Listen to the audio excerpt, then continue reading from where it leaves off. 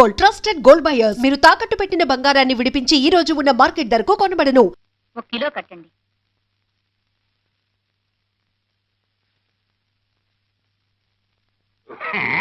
Biscuit packet ఎంతండి? రూపాయి పావలా. ఒకటి ఇవ్వండి. నీతో చిన్న పనుండి వచ్చానయ్యా సుబ్బయ్య. ఏమిటి, మళ్ళీ డబ్బు కావాలా? అవునయ్యా. ఇల్లు తాకట్టు పెట్టుకున్న నేరానికి ఎన్నిసార్లు ఎంత నిమ్మంటారు పంతులు గారు? ఇప్పటికే చాలా ఇచ్చావు, కాదన్ను. అన్నీ లెక్క రాసుకుంటూనే ఉన్నానులేవయ్యా. ఏదో ఒక రోజున తీర్చేసే పోతాను. ఎగ్గొడతారని కాదు పంతులు గారు, ఎలా తీర్చగలరు చెప్పండి. ఖర్చే తప్ప పైసా రాబడలేదు కదా. సరే, నువ్వు ఇవ్వనంటే నేను బలవంతం పెట్టలేవయ్యా. వస్తాను. ఉండండి పంతులు గారు, ఎంత అవసరం ఉండి మీరు ఇలా నోరు తెరిచి అడిగారో నేను అర్థం చేసుకోగలను. ఈ 300 ఉంచండి.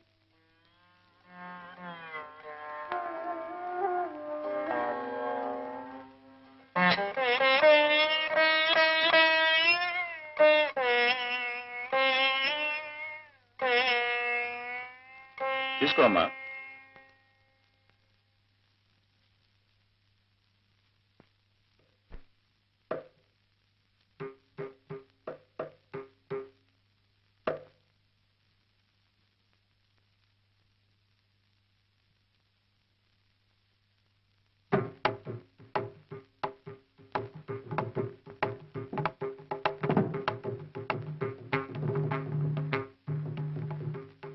ఏమయ్యా గోపాలం, తాళం తప్పుతుందయ్యా. తాళం తప్పటానికి కారణం నే చేసిన తప్పే అయ్యగారు. తమని కాదని వచ్చేశాను. ఈ 12 ఏళ్ళు ఈ చేతులకి పని లేకుండా పోయింది అయ్యగారు. నేను కన్ను మూసే లోపల ఒక్కసారైనా మళ్ళీ తమ కచేరీకి మృదంగం వాయించే అవకాశం రావాలని 1000 దేవుళ్ళకి మొక్కుకుంటున్నాను బాబు. నీకు అవకాశం రావడం కాదయ్యా, జనానికి సుస్వరమైన సంగీతాన్ని వినే అదృష్టం లేదు. కానీ ఎల్లకాలం ఇలా ఉండిపోదు గోపాల్. మళ్ళీ శాస్త్రీయ సంగీతానికి ఆదరణ లభిస్తుంది. త్వరలోనే ఆ రోజు వస్తుంది గోపాలం. మీకు కొండంత మనోబలం ఉంది కాబట్టి మీకు అలా అనిపిస్తోంది. కానీ మహారాజులాగా బ్రతికిన మిమ్మల్ని ఇలా చూస్తుంటే నా గుండె నీరైపోతుంది అయ్యగారు. పిచ్చివాడా, నేను సంపాదించిన ఆస్తి కరిగిపోయిన ఆ దేవుడిచ్చిన ఈ స్వరం తరిగిపోలేదయ్యా. నేను బాధపడేది తిండి లేని రోజున కాదు, నేను పాడలేని రోజు.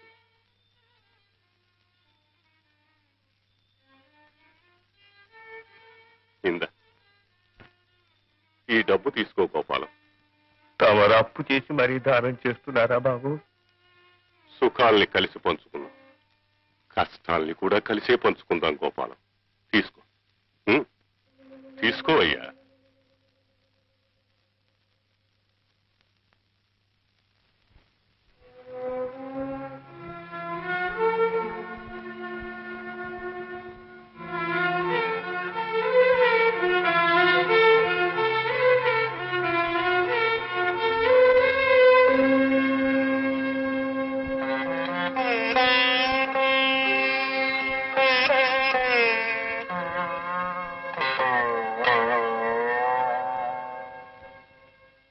బ్రతుకున్నాళ్ళు బజార్ మనిషిని అసహించుకున్నా పోయే ముందు మీ అమ్మను చూస్తే నా కడుపు తరిగిపోయిందమ్మా.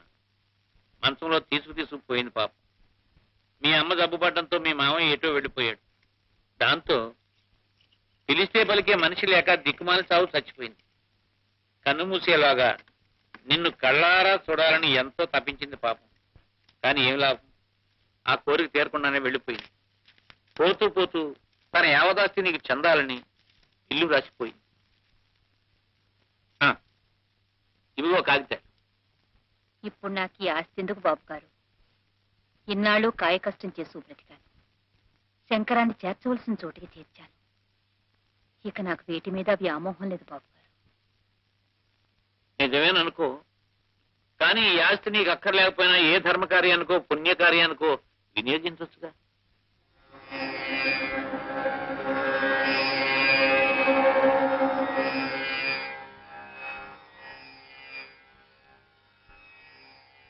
ఒరే శంకరం, దిశలో అది శృతిలో ఉందో లేదో అనే తప్ప అమ్మాయి జీవితాన్ని శృతి చేద్దామనే ఆలోచన లేదే నీకు?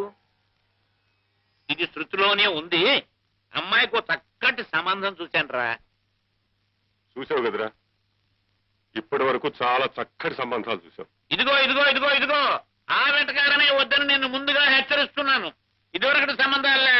ఆ కుర్రవాడి తండ్రి గరిట తిప్పాడనండి, ఈ కుర్రవాడి తల్లి సకేసి సాంప్రదాయం మంచిది కాదనండి, ఇటువంటి దిక్కుమాల వంకలు పెట్టి కొట్టేసేవా ఇహ నేను ఊరుకునేది లేదు. ఇప్పుడు ఈ కుర్రాడు ఉభయ భాషా ప్రవీణ స్వరద్రూపిణి, యోగ్యుడు ఉత్తముడు. నున్ను పాపం బామ్మగారు తప్ప అమ్మా నాన్న లేరట్రా కుర్రాడికి. మన ఊరి స్కూల్లోను మా ఇంటి పక్క వాటాలోను ఈ మధ్య చేరాడురా. ఒరే ఇదిగో ఒరే శంకరం, దాంతో పాటు మీ మరదలకు కూడా బహు గొప్పగా నచ్చేశాడు అనుకో. ఇదిగో నేనే ముహూర్తం పెట్టి చేద్దాం అనుకున్నాను, కానీ ఈ కాలం పిల్లలు ఒకళ్ళ వాళ్ళు చూసుకోకపోతే బాగుండదేమోనని. అవునరా, ఈసారి ఖాయంగా ఖాయం. అన్ని ఏర్పాట్లు పూర్తి చేసి బాగుండదేమోనని. ఏదో పిల్ల తండ్రివి కుర్రాన్ని నీకు చూపించకపోతే బాగుండదేమోనని. ఎంత స్నేహితుడినైనా ఇంత చొరవ తీసుకోవడం అంత బాగుండదేమోనని. కనీసం నీ నోటీసులోకి తీసుకురాకుండా నేనే ప్రొసీడ్ అయిపోవడం మరీ బాగుండదేమోనని నీ మరదలతో చెప్పి వాళ్ళని తీసుకురమ్మని చెప్పి హెజ్ పంపించాను రా. ఇహనో ఇప్పుడో వాళ్ళు వచ్చేసేస్తారు. ఏదో లాంఛనప్రాయమైన పెళ్లి చూపులే తప్ప. ఇదిగో ఒరే, నీకు మళ్ళీ సెకండ్ వార్నింగ్ ఇస్తున్నాను. ఆ వంక ఈ వంక పెట్టి కాదన్నావా ఇక బాగుండు. వెర్రివాడ, ఆ కళ్యాణ గడి వస్తే ఆపడానికి అడ్డుపడ్డానికి మనమెవరం రా? అమ్మాయికి పెళ్లి జరుగుతుందంటే నాకు మాత్రం సంతోషం కాదురా. నేనేమీ మాట్లాడను, కానివ్వండి. ఆపబ్బాయి ఆపు. రండి పిన్ని గారు, ఇదే ఇల్లు. సారా దిగు. ఇదిగోనే ఇష్టం లేని పెళ్లికి ముక్కు పట్టుకొని లాక్కొచ్చావు. నేను ముందే చెబుతున్నాను, ఈ పిల్లని పెళ్లి చేసుకుంటాక చేసుకోను అంతే. నోరు ముయ్యరా. శంకర శాస్త్రి గారు అల్లుడు అవడం అంటే నీ అదృష్టం అనుకో. వేర్రే మొగమా, దిగు. దిగు. ఏమిటి పిన్ని గారు అబ్బాయి అంటున్నాడు? ఏం లేదమ్మా, ఇల్లు చాలా అందంగా ఉంది అంటున్నాడు. అరుగో మాటల్లోనే వచ్చేసారు. రండమ్మా, రండి రండి రండి రండి. కామాక్షి, నువ్వు వెళ్ళి అమ్మాయి సంగతి చూడు. అలాగే. రావోయ్, రా రా రా రా. ఒరేయ్ శంకరం, పెళ్ళికొడు కామేశ్వరరావు, మీ మామగారు శంకర శాస్త్రి. శంకరాపురం శంకర శాస్త్రి ఎప్పుడైనా చూసావా? వాడి మోహం పసివాడు, వాడెక్కడ చూసుంటాడు బాబు. నేను నా చిన్నతనంలో బాబు గారి పాట వినాలని ఎన్నో కలలు కనేదాన్ని. మా వారు నన్ను ఎక్కడికి బయటికి తీసుకువెళ్లేవారు కాదు. దాంతో ఆ కోరిక అలాగే మిగిలిపోయింది. బాబుగారు సాక్షాత్తు సరస్వతి పుత్రులని చెప్పుకునేవారు మా రోజుల్లో. పుట్టిన ఇన్నేళ్లకి బాబుగారిని చూడగలిగాను. చూడడం ఏమిటమ్మా, మా శంకరంతో సంబంధమే కలుపుకోబోతుంటాను. కూర్చోవా. అది నిజంగా మా పూర్వజన్మ సుకృతం బాబు. బాబుగారు మా వాడిని చెప్పుకోవడం కాదు గాని మా కాముడికి. ఏమిటి కావుడు ఏమిటి కాళేశ్వరరావు? నువ్వు నోరుమయ్యరా. మా కాముడు పెద్దలంటే భయభక్తులు వినయ విధేయతలు ఉన్నవాడు బాబు. విన్నావట్రా, వినయ విధేయతలు ఉన్నవాడట. మా వాడికి ఒక్క దురలవాటు లేదు బాబు. విన్నావట్రా, ఏ దురలవాడు లేనివాడట. పొద్దున్నే శుభ్రంగా ఇంత సద్దన్నం తింటాడే తప్ప ఈ సద్దన్నం కూడా కాఫీలు ఇంటికి గీఫీలు అలవాట్లేవు బాబు. ఆహాహాహాహా. ఈ రోజుల్లో సద్దన్నం తిని అల్లుడు దొరకడం ఎంత అదృష్టం రా.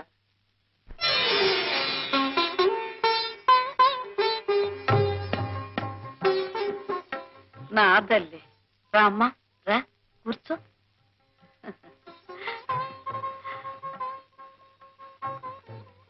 అమ్మాయి వచ్చిందిరా. అబ్బాయిని తలెత్తి చూడమనండి పిన్ని గారు. నువ్వు చూడవే శారదా. చూడవా, నువ్వే పెళ్లి కూతురులా సిగ్గుపడిపోతున్నావేమిటి? చూడు.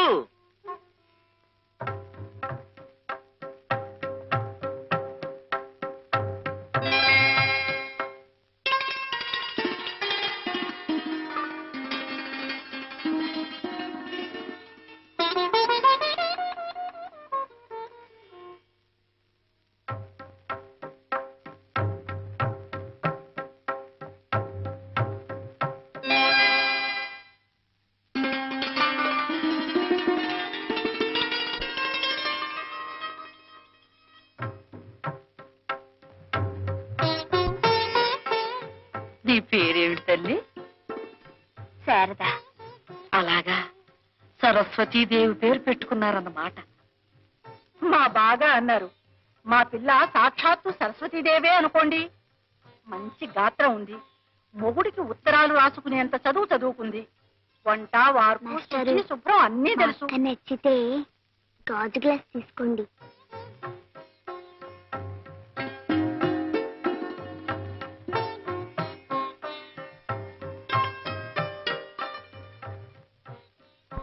అక్క, మాస్టర్ నచ్చితే స్టీల్ గ్లాస్ తీసుకో.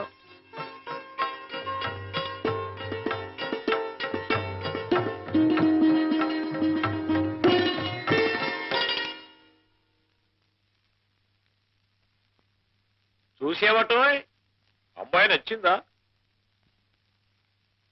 వాడి మొహం వాడికి నచ్చడం నచ్చకపోవడం ఏమిటండి? కుర్రవాడు, వాడికి ఏం తెలుసు కనుక. ఆ అమ్మాయికి వంట వార్పు ఏమీ రాకపోయినా నాకు అభ్యంతరం లేదు బాబు గారు. వంశపారంపర్యంగా వచ్చే అపారమైన స్వర సంపద ఉంది. అది చాలు బాబు నాకు. ఆ మహానుభావుణ్ణి పాడమని అడిగే అర్హత లేదు నాకు. ఆ అమ్మాయి ఒక్క పాట పాడితే బాబుగారు గొంతు విన్నట్టే అనుకుంటాను. ఏమ్మా, ఒక్క పాట పాడతావా? అక్క